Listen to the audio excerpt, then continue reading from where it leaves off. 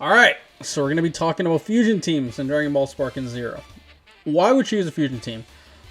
So with the new update, when they changed the whole win condition, it's completely different to what it used to be. If you're someone who played the game before, pre-patch, you know that in DP specifically, I'm talking about DP, when you used a 5-man team, you pretty much were an advantage to anybody that wasn't using a 5-man team because of that extra character on the field. I know it's a debated topic. Some people like the new system, some people dislike it. Me personally, I like it because it creates a more variety on the teams that you can use. It's not just 5-mans every single time. While yes, they are still like the meta to use a 5-man team, that doesn't mean that you can't win with a 4-man team. So back to fusions. Why are they so strong? So when you have two characters in a team, and you're using only these two characters to fight your opponent. For example, let's talk about Gotenks. When you start with Gotenks, you're playing with Goten and Trunks. If you're playing just the two of them, you're swapping between the two, and you're playing it well to where you're not taking that much damage, or even if you are taking some damage, you get to a point late game where your characters are run yellow health or whatnot, and at this point, your opponent has taken some damage as well. Late game, you fuse. You combine those two characters, and it essentially restarts the game for both of you. Because you start with a fresh new character, and that being Gotenks in this instance, and your opponent has taken all that damage, and you have a brand new character. It can be completely demoralizing for the person involved, the person who's fighting it, because, you do all this damage to a character just for it to be neglected. When it comes to all the teams, right, some are better than others in the fusion team. For example, some of the teams have regeneration, some don't. Some yield better characters, some of them have better characters that you can play with. That's kind of what I was going for in the rankings of the video. There are some teams that I did exclude from the ratings just because I don't think they're viable at all in the game. For example, Super Saiyan 4 Gogeta. While it is true that it is a great character, starting with Vegeta and Super Saiyan 4 Goku is just too expensive, so I neglected them. But, yeah, so let's go ahead and get started. We're going to get started, and we're going to talk about Gotenks. Gotenks, in my opinion, is the worst of all the fusion teams. Now, keep in mind, when I say he's the worst, I don't mean that that's a bad team. It is a very, very viable team. If you really like your Gotenks, if you really like your Trunks, if you like Gotenks, you could use it. Now, the thing with this team is, right, you could, and it probably is just a better idea, just in this instance, to start off just with Gotenks and then just make a team around him. But again, it comes down to playstyle, and if you're able to play defensively with Trunks and with Goten, you could have yourself a very strong team because while Goten in himself isn't that great of a character, he's going to be what I call the stall character in the team. Because for a fusion team, right, you can have one of the characters just, your main sweeper, I suppose, in the team. And you can transform into them, you can do whatever you want, they can take damage. And your other character is just there at base to take hits, build up stock, and then when you're ready to fuse, you fuse.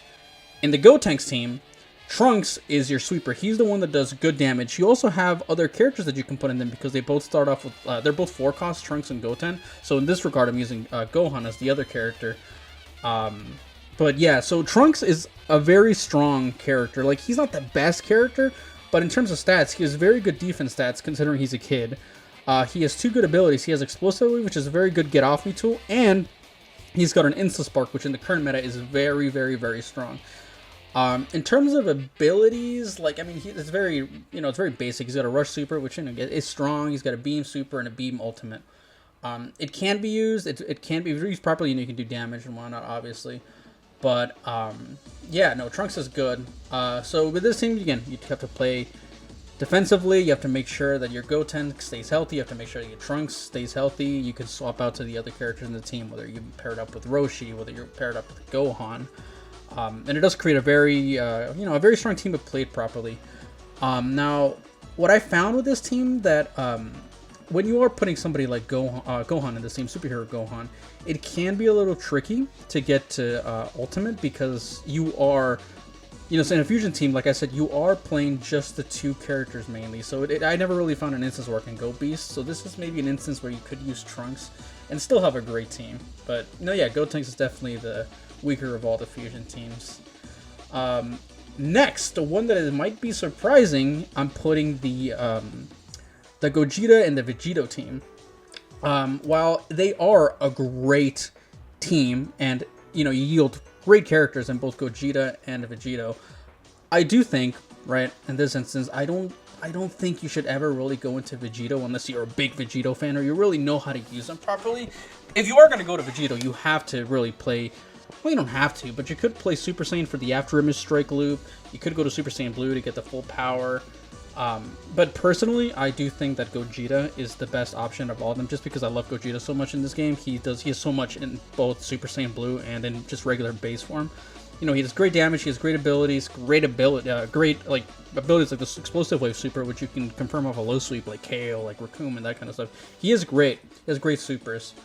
My problem with this team is the fact that you have to play with Goku and Vegeta. While they are good, they're not like too survivable, and they don't have like the greatest abilities.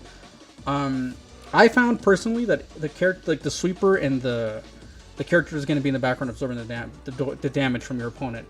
I feel like you have to be using Vegeta as your sweeper, mainly because he's just in a Gamma Burst Flash merchant, as you can see right now. If you can master how to do this and know when to do it, it's really not that hard. Especially you can confirm it off 2 flying kick ones, like punch flying kick into a Gamma Burst.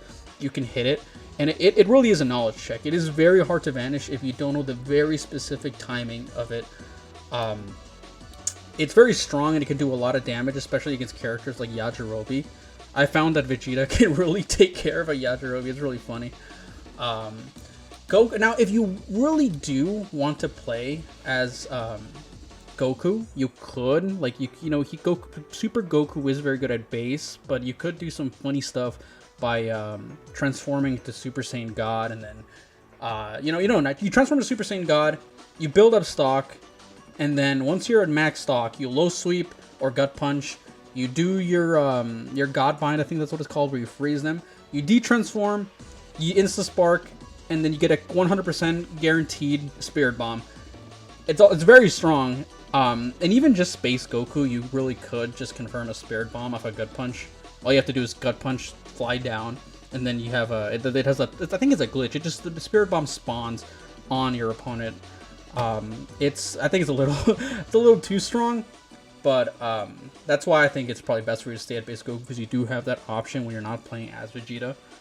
But I mean, Vegeta Blue, I know some people really like God Vegeta. Me personally, I prefer Blue, just because of how with the buff they did to Revenge Counter. You don't really have many base abilities with Vegeta, so you're mainly going to be using it for Revenge Countering or Super Perception. And again, like I said, he is a Gamma Burst Flash merchant, really, and it's just a 2-cost ability. So if you can do good things with it, if you can start doing a lot of damage with it, it really adds up. So you do that, you play with your Vegeta, they both take damage, and you know how the fusion teams go.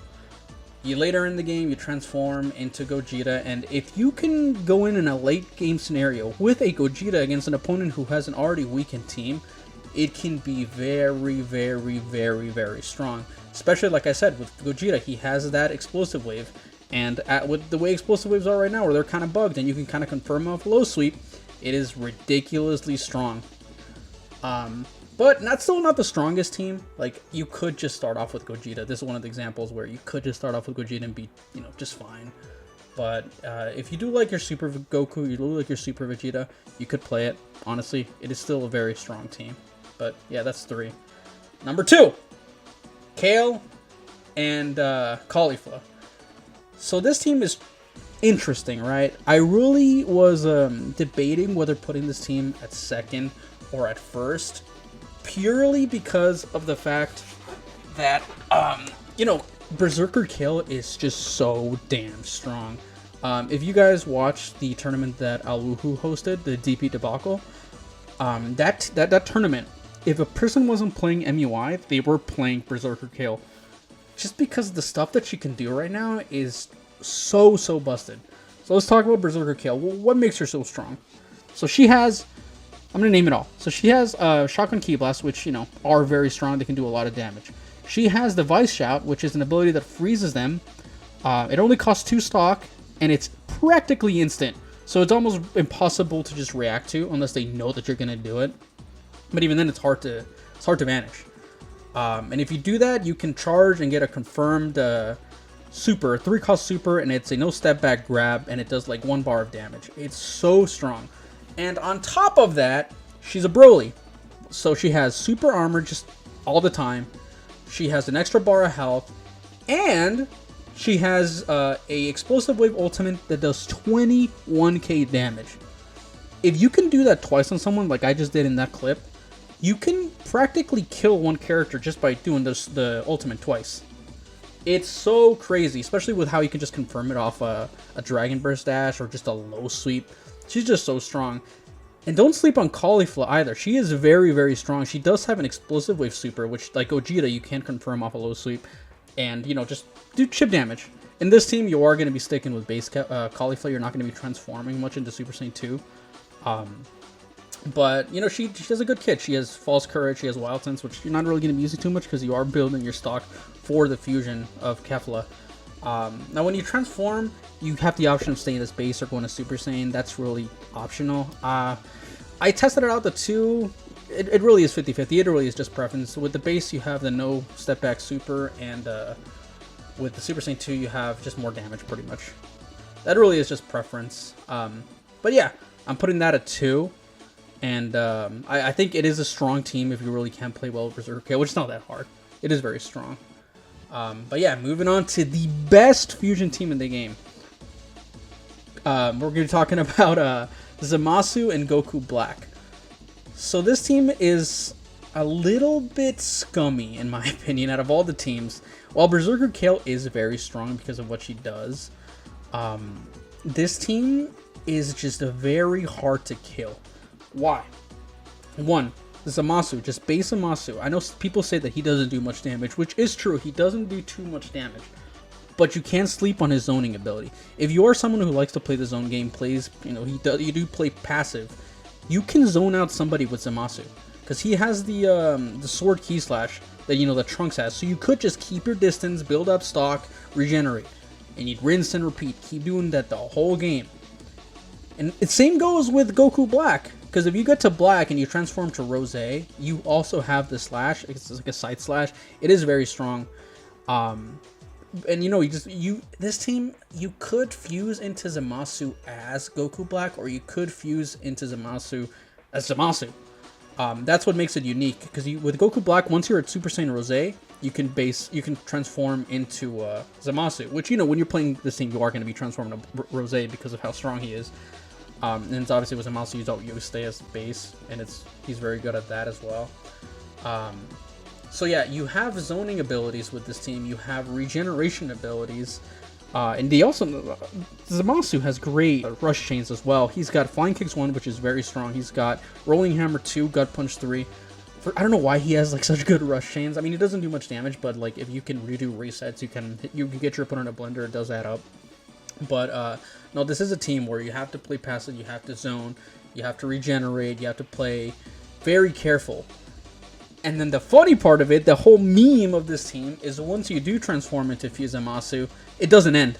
Fuse Zamasu still has 2 special Ki Blasts. So once you're in base Zamasu, just regular Fuse Zamasu, he has the Sword Slash that Zamasu has. You keep tracking how many times I've said Zamasu just in this. But yeah, he has the Sword Slash. He has an Insta Spark, and he has a regeneration like the base form does.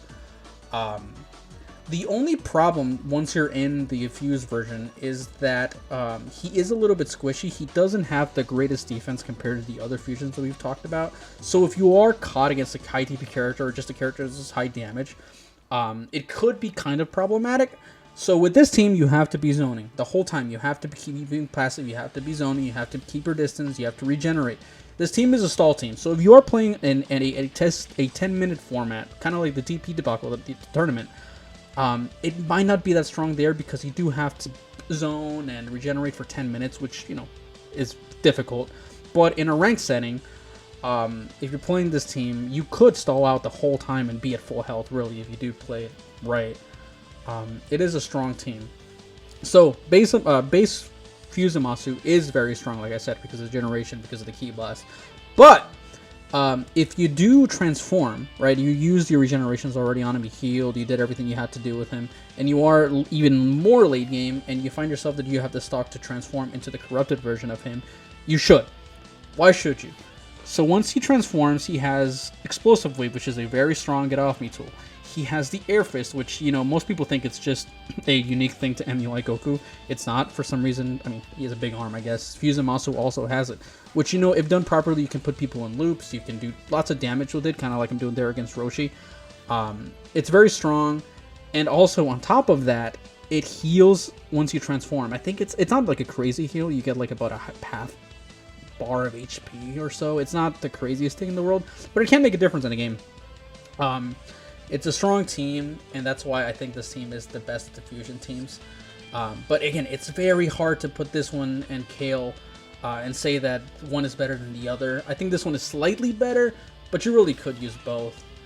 But yeah, those are the fusion teams. Yeah, let me know what you guys think. If you guys think that the Kefla team is better, the Zamasu team is better, it really is debatable.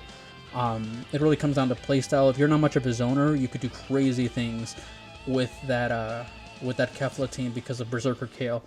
But if you are a zoner, the Zamasu team could do crazy things because of healing and zoning. So yeah, that's the video. Let me know what you guys think. Do you guys think that it's fair that I excluded the Super Saiyan 4 Gogeta, or that I excluded the Z Gogeta?